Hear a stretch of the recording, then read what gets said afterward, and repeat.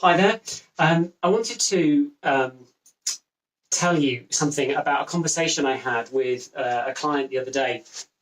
And I want to tell you about it because I think it's a situation that he was facing that is terribly common and so frustrating, especially when you're outside it. So see what you think. The question that I've got in my mind, or the idea that I think it challenges, is that clients always come first, or the customer is always right. And really, do they? Do they? Because I know that's a classic kind of marketing and sales oriented message, that the customer's always right. And I don't mean, obviously, I don't mean the customer is never right, but actually there's a real price to pay if you do take that idea literally, because the client that I was talking to, he has his own client who he has helped massively. Right? I'm going to make up the name, so let's just call my client Dave, and I don't know the name of his client, but anyway, so Dave has been helping his client, and he's put huge amounts of time and effort and, frankly, professional skill into helping his client, who, as I understand it, was in a real difficult situation. Dave is a professional, as in a professional service, and so he's really helped his client out from a very risky and difficult situation. But that client is a nightmare. He's, I've not met him, but as I understand it from Dave, he's awful. And not only because he just takes things for granted, he doesn't have gratitude, but worse than that, after Dave had put so much effort into helping this client, the client then says, "I think you charge too much and we're going to go elsewhere." Oh God, this is, and from the outside, what I want is for Dave to really thrive. And he's been brilliant for that client. And the client turns around and says, "I'm off. I don't care. You're too expensive." It's just not fair. But hey, that is how life goes. So really, the question is, one obvious question is, well, why? Why is Dave experiencing that? What's happening? And quite possibly, the way I'm thinking about it is, there are three potential causes. I don't know if any of these are true, but I think they sound likely. See what you think. The first potential cause is and the point about all three of these causes is they're all only in the mind. They're not actually real causes or they're not real things. They're only in the mind. So the first thing is what I would call the nice guy syndrome. All right. There's absolutely no question that Dave is a nice guy. And by nice guy, that can sound pejorative. It can sound as if it's sort of putting someone down. The positive side of that is, well, I'm values led. I'm going to deliver a professional service no matter who my client is, and that's all very worthy, right? But there's a price to pay, right, for the nice guy syndrome. So I'll talk more about that in a second, but that I think is one possible route. The second is the sense of maybe a fear of not enough clients around. So essentially, it's a fear of scarcity. And the idea that, well, any client is better than no clients. But again, as you can imagine, that has a real price to pay, right?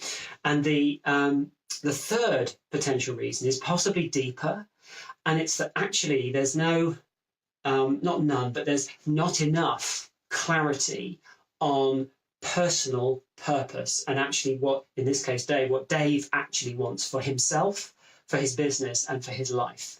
And then when you lack that clarity, then whatever the client wants, however unpleasant they may be, takes priority. And you can convince yourself that it's the right thing to do because you're a nice guy, because you are values led, and because maybe this client is better than no client. So they kind of all tie together. So I think those are the three main likely reasons. So there's the nice guy syndrome, there's the fear that any client is better than no clients, the fear of scarcity, and not enough clarity or certainty about what you want in your life, what you want in your business, and therefore what needs to happen in your life. And all of the answers to those three things, all of those answers are in the mind, of course, right? They're all in the mind. So let's look at the nice guy syndrome. Okay, why is that happening? Well, likely because you don't have maybe the belief that you have a right in this. So if you've ever done things like assertiveness training, you'll have learnt that assertiveness is not aggressiveness. It's simply saying, actually, no, I have a right to this action, to this opinion, to this response, and so on. So there may be a lack of assertiveness there, essentially. But anyway, the nice guy syndrome, it's about not having enough clarity about the right that you have. And anyway, whatever the reason for it is, what's really crucial to help solving it is understanding, well, what is who's benefiting from you being a nice guy? Now, the opposite is not, the useful opposite is not being a horrible guy or a horrible woman. Of course, it's not being someone who lacks morals and who lacks good values. It's simply saying that you don't need to prostitute yourself. You don't need to give everything of yourself, especially to someone who's not going to reciprocate or be grateful or recognize that, because you have the right yourself. You have your own value. So understand, or at least think about who's benefiting from this.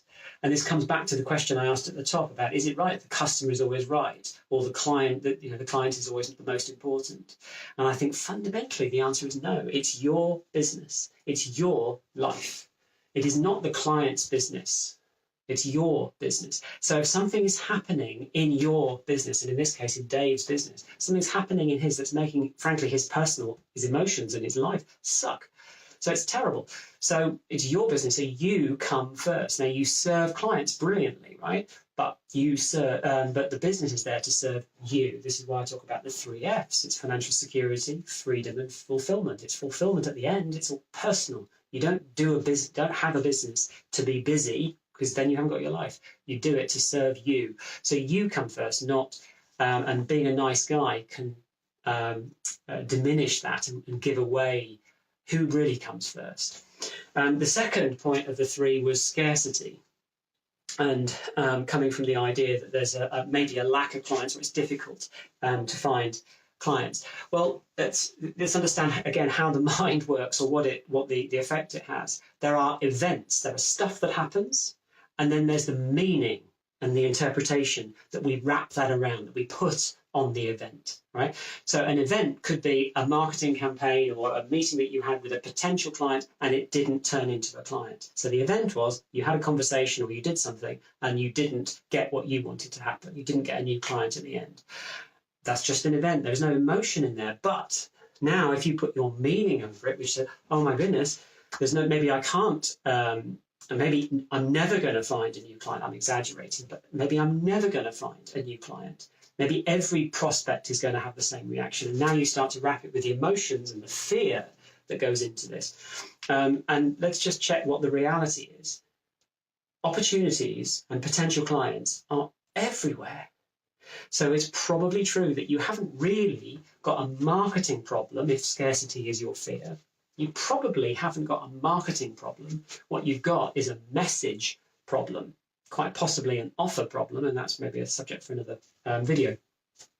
But you just need to find the topic and the message that's going to connect with your potential clients, and then they'll hear you, and then they'll talk. You'll be literally talking their language. So scarcity is just an interpretation that's not real. Opportunities are everywhere. Potential clients are everywhere. And if you believe they're not, then you get into the scarcity mindset, which doesn't serve you and could end up like Dave's situation that's really not serving him at all. And the third one of the 3 is about not having enough personal clarity about what you want in your business and what you want in your life and how you want your business to serve your life. Because if you don't have that clarity, as I said earlier, if you don't have that clarity, then why wouldn't you give and give and give to a client? Because that makes you feel good if that's the way you're wired up, right? So, but when you give and give and give, and actually you're not clear what you're getting in return, what reward you're getting, whether it's financial or spiritual or emotional, you're getting some kind of reward. And if you're not giving, if you're not getting that, if you're just giving, well, there's a problem, right? You're not going to win out. You're not going to get what you really want. So to not suffer and only put clients first, one of the triggers or one of the solutions to that could be to get clear on what you really want in your business and start to shape it. If you haven't already, start to shape it around what you really want. What kind of clients do you want to work with? Because I know Dave certainly doesn't want to work with that kind of client. He would be well rid of that client. It does sound a really terrible situation, I'm afraid. So those are, I hope, some things that might trigger some ideas. Are you working with anyone in your business who is sapping you? You know, who's actually more, in a sense, more trouble than they're worth? Not because they're bad people, but because their behaviour is not meshing with yours. Are you struggling to really help them? And if that's the case, what are you going to do about it? Are you going to continue? And if you do, are you going to continue on your terms? Or are you going to suffer the equivalent or experience the equivalent of the nice guy syndrome? Or the fear of, is it the fear of scarcity that's not allowing you to say, well, actually, I'm going to fire this client, frankly? Or is it because you don't know what else to do? You don't really care what's happening in your life. You don't care, but you haven't thought about what's going on in your world and what you want to happen in your life. So any client behavior will do. There are real solutions to that. And if you're suffering, if Dave's situation sounds like anything like what you are experiencing, I absolutely want you to solve it and fix it. So anyway, having said all of that, there are now 3 things that I'd like you to think about or take action on. The first is if Dave's situation or anything like it sounds familiar to you, then think about and make a decision about the price that you're paying by continuing with this. If you're putting undeserved energy into an effort into serving a particular client, you know it's going to be hurting another part of your business. And the purpose of your business is to give you, I would say, the 3 Fs, but to give you the life that you want. So if you're being dragged into an area that's not serving you, you're not going to be getting the business and life that you really want. There is a price to pay. Be clear on whether you are paying that price and whether you choose to pay that price, because it is a choice. That's the first of the 3. The second of the 3 is, if you haven't already, then come and join the Facebook group, which is called the 3Fs Network. That's 3FS network, 3S Network, a group in Facebook. Come find us and join that. This is where more content like this will be, and I'm trying to build a community there of people who are saying, actually, yeah, I want to have a business that's really going to serve my life. That's what 3Fs is all about.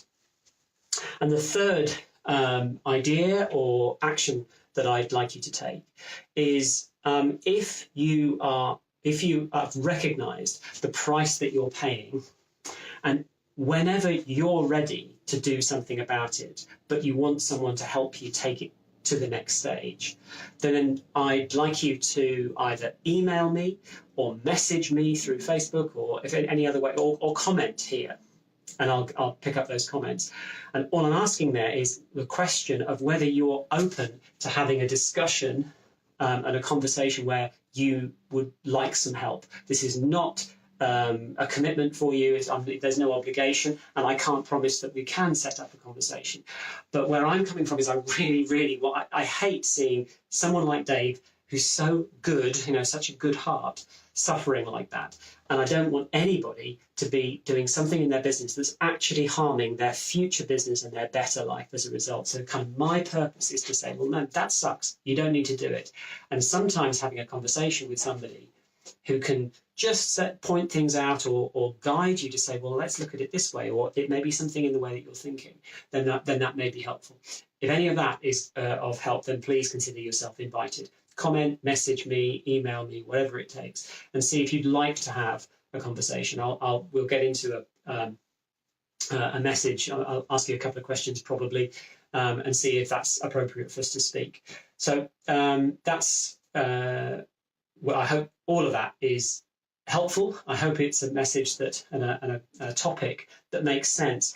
I hope that you've never experienced it, but if you have, or you know someone who has, I hope that you or they actually do something about it. So think about the price that you're paying if you are. Come join the Facebook group, 3fs.network, and and